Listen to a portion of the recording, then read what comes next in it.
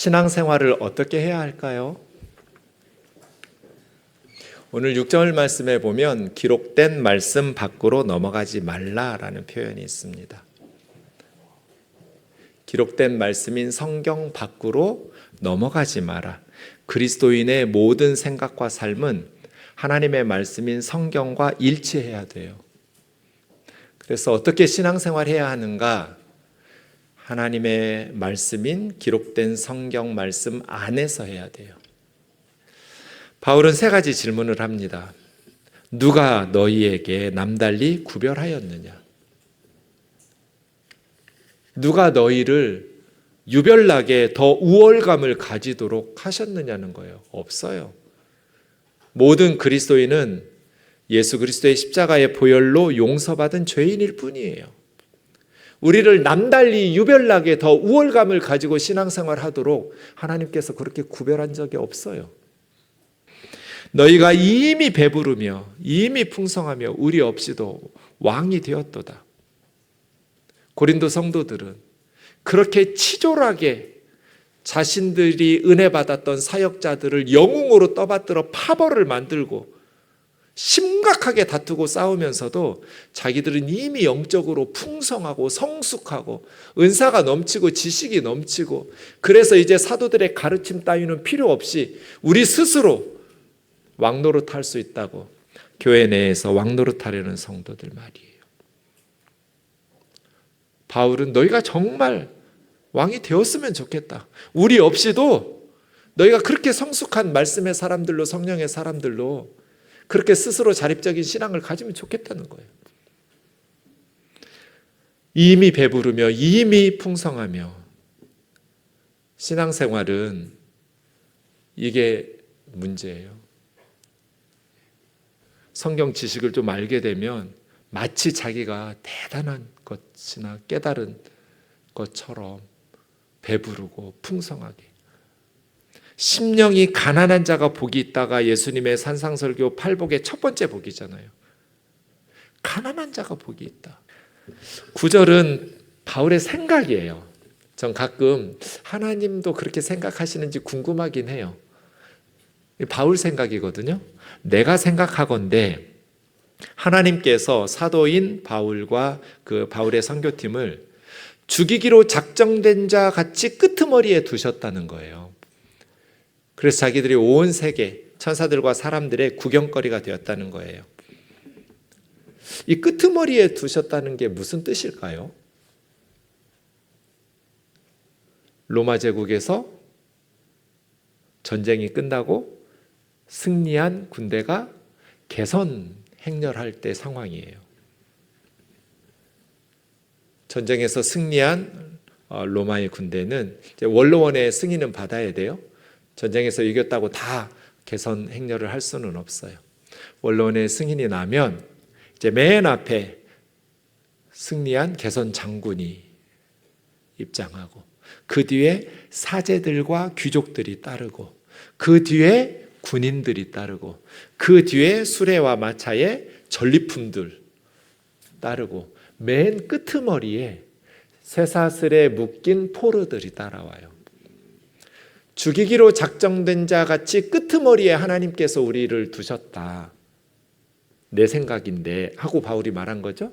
자, 이 개선 행렬은 어디로 갈까요?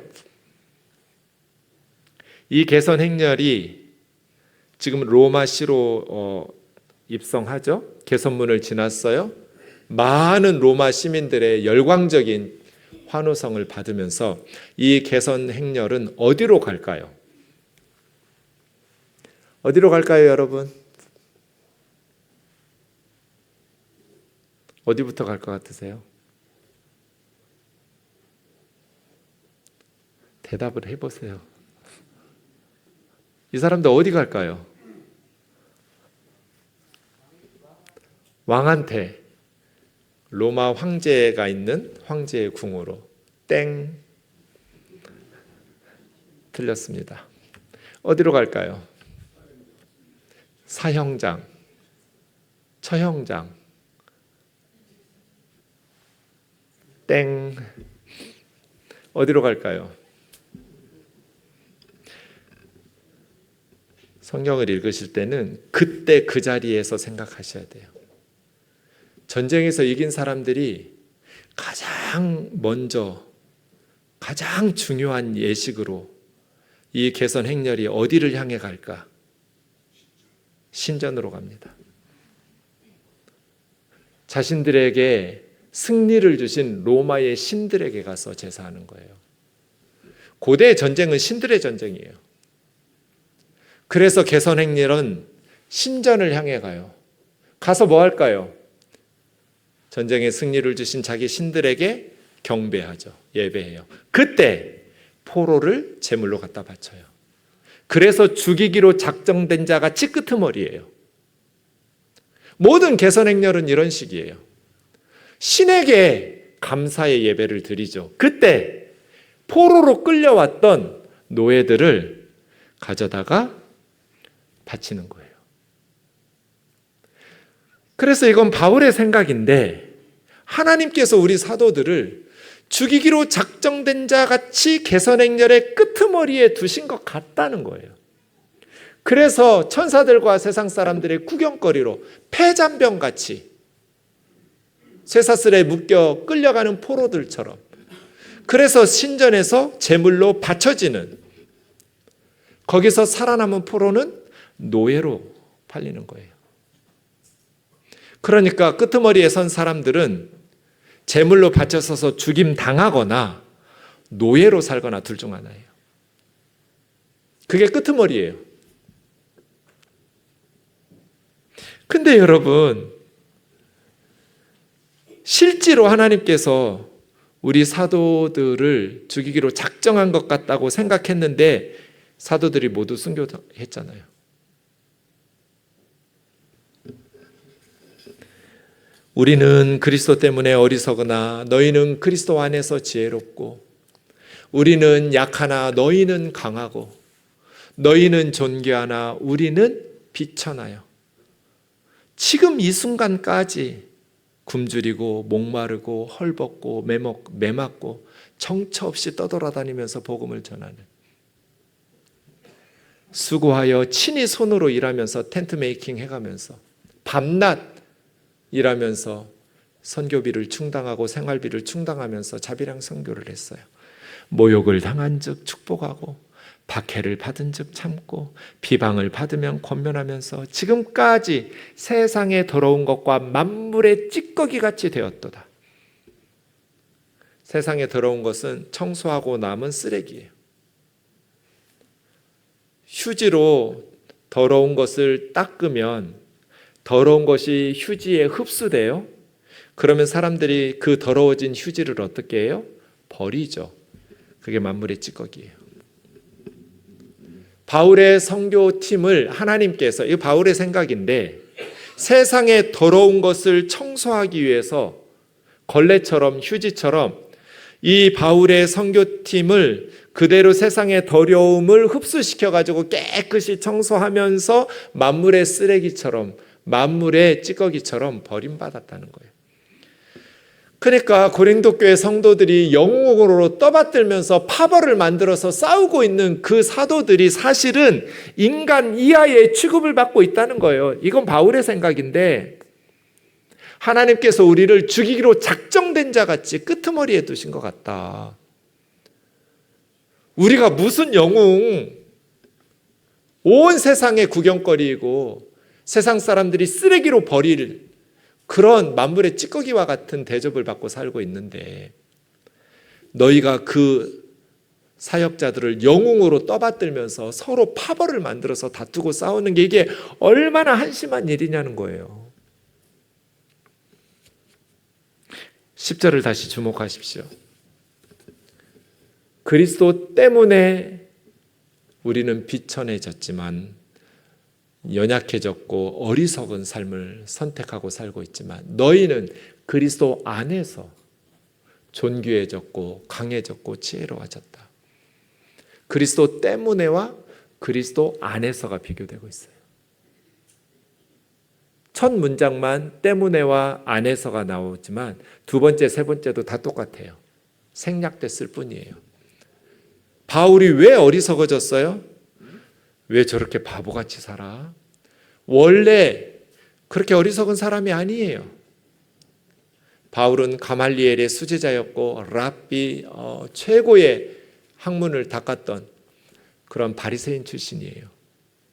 자랑할 게 너무나 많은 사람이에요. 로마 시민권자였어요.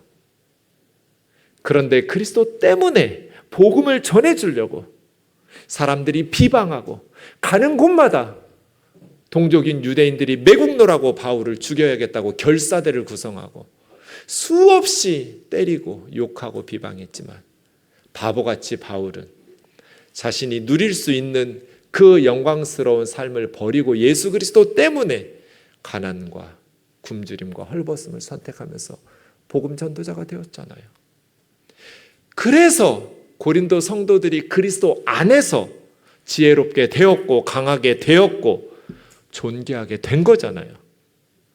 그리스도 때문에와 그리스도 안에서가, 우리는 그리스도 안에서가 되면 지혜로워지고 강해지고 존귀하게 돼요. 그런데 그리스도 안에서 지혜로워지고 강해지고 존귀하게 되는 삶을 살면서 끝나면 안 돼요. 그리스도 때문에 세상 사람들이 이해할 수 없는, 저 사람은 왜 저렇게 살아? 저렇게 많은 걸 가진 사람이 왜 저렇게 가난하게 살아? 왜 저렇게 누추하게 살아?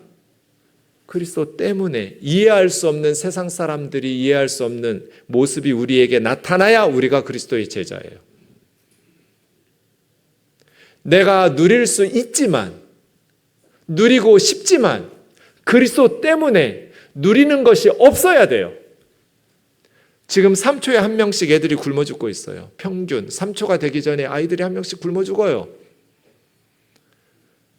복음을 듣지 못하면, 예수님을 믿지 못하고 영원히 하나님의 심판에 지옥 가요. 다른 구원의 방법이 없어요. 빨리 예수 그리스도의 복음을 전해줘야 돼요. 그리스도 때문에 어리석은 삶, 연약한 삶, 비방받으나 축복하고 박해받으나 사랑으로 권면하면서 섬기고 헌신하는 그리스도 때문에가 있어야 돼요. 그게 예수님의 제자들이에요.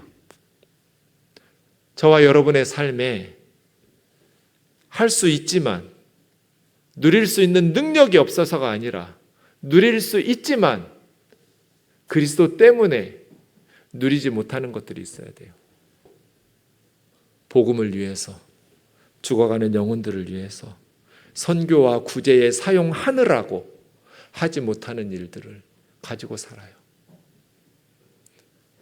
우리 우면동 식구들이 그리스도 안에서 지혜로워지고 그리스도 안에서 강해지고 그리스도 안에서 존귀해질 뿐 아니라 그리스도 때문에 어리석어지고 그리스도 때문에 연약해지고 그리스도 때문에 비천해지는 은혜가 있기를 주의 이름으로 축원합니다.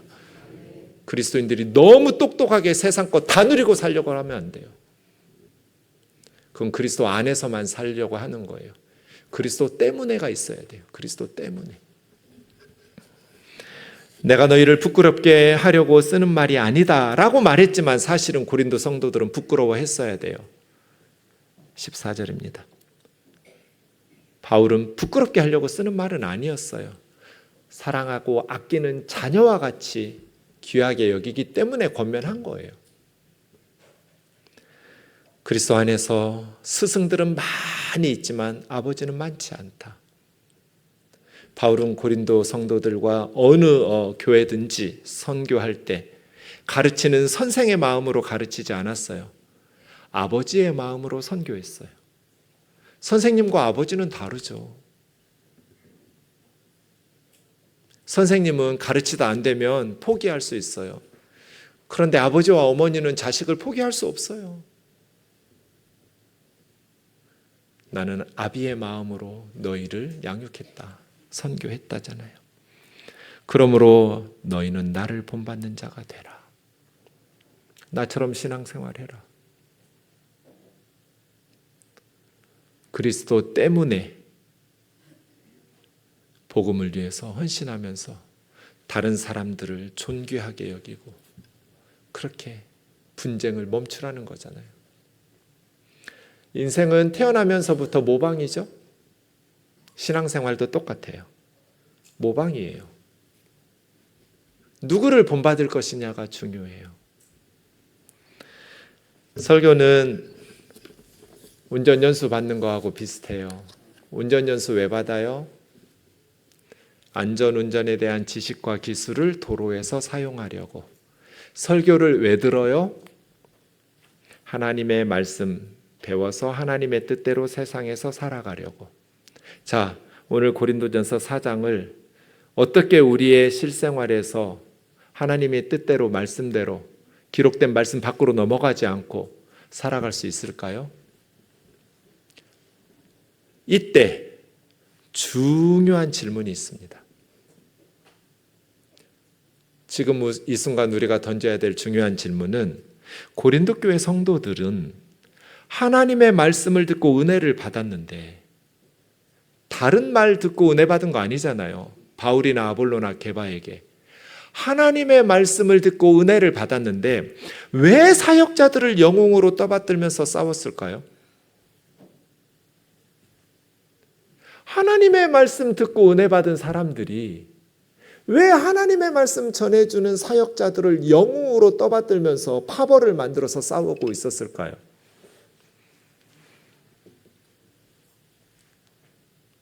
고린도 사람들만의 문제일까?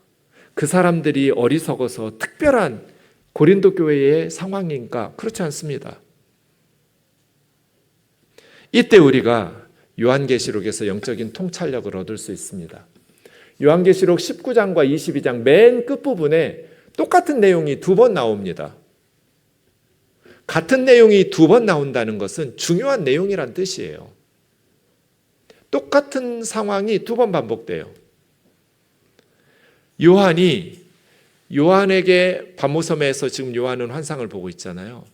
요한에게 하나님의 말씀을 전달해 주는 천사에게 엎드려 절하려고 그래요. 2번 그랬어요.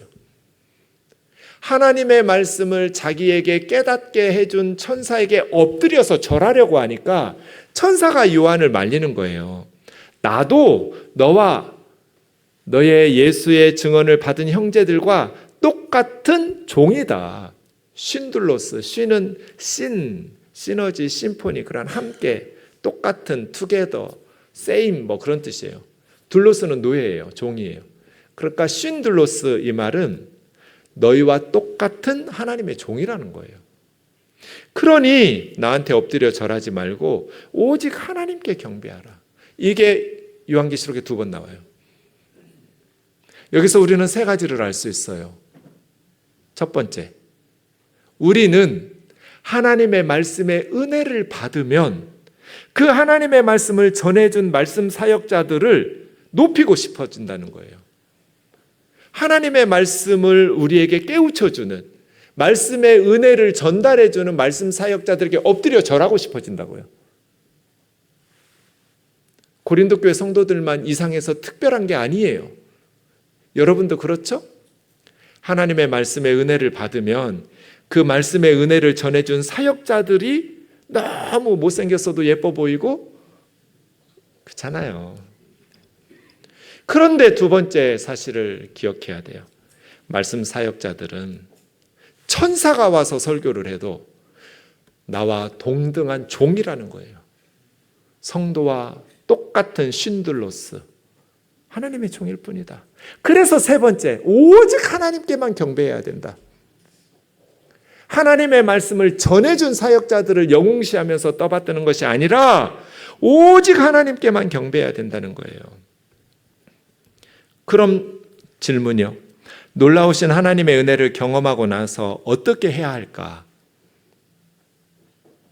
어떻게 해야 사역자들이 아닌 하나님께만 영광을 돌리며 경배할 수 있을까요?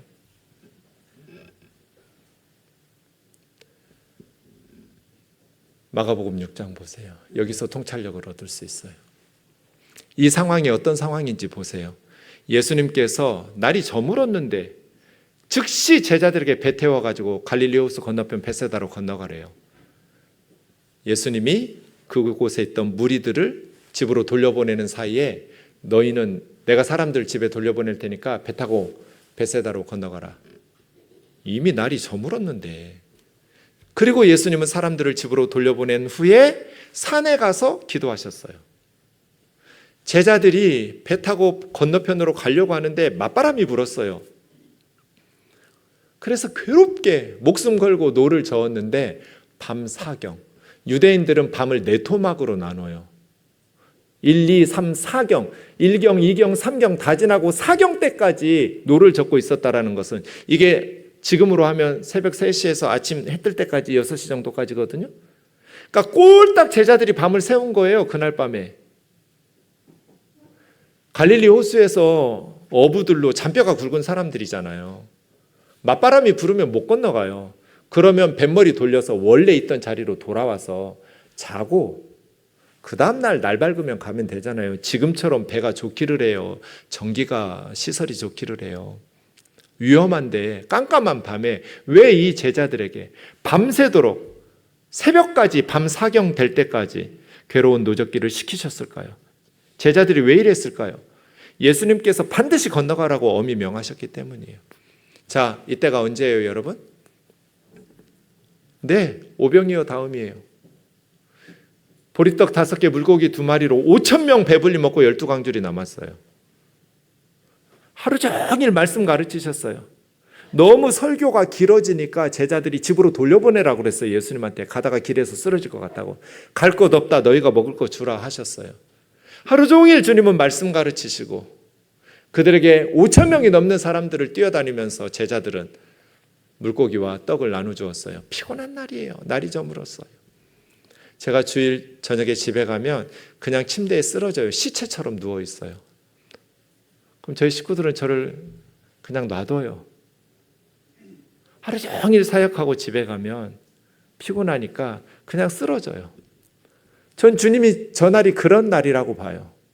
하루 종일 말씀 가르치셨어요. 그리고 제자들이 5,000명이 넘는 사람들을 뛰어다니면서 먹이셨어요. 피곤한 그 몸으로 왜 저물었는데 거기서 주무시고 그냥 그 다음날 날 밝으면 건너편으로 가시지 왜 저물었는데 배 타고 가라 하시냐고요. 그리고 예수님은 그 피곤한 몸을 이끌고 왜 산에 올라가서 철야 기도를 해요. 새벽 4시까지, 사경까지. 왜 밤 사경까지 주님은 철야 기도를 하시고 제자들은 밤새도록 괴로운 노젓기를 시키셨을까요? 하나님의 놀라우신 은혜를 경험하면 이렇게 해야 돼요. 교만해져요. 하나님의 엄청난 기적이 일어났어요. 그 자리에 머물러 있었으면 사람들이 집에 가라고 그런다고 가겠어요? 거기서 예수님과 제자들을 높이겠죠. 제자들도 붕 떠서 그날 밤에 잠을 자겠어요? 그 황홀한 날 밤, 하나님의 엄청난 기적이 일어난 그날, 주님은 밤새도록 철야 기도하러 산에 올라가셨고 제자들은 괴로운 노젓기로 벳사다로 건너가게 하셨어요. 그래서 주님은 풍랑이는 바다로 걸어오셔서 벳사다로 건너가셨어요. 빈들의 영웅들아 떠나라. 하나님의 기적이 일어난 그곳에 눌러 앉아서 사람들의 칭찬 받으려고 하지 마라. 하나님께만 경배하도록, 하나님만 바라보도록 비워야 돼요.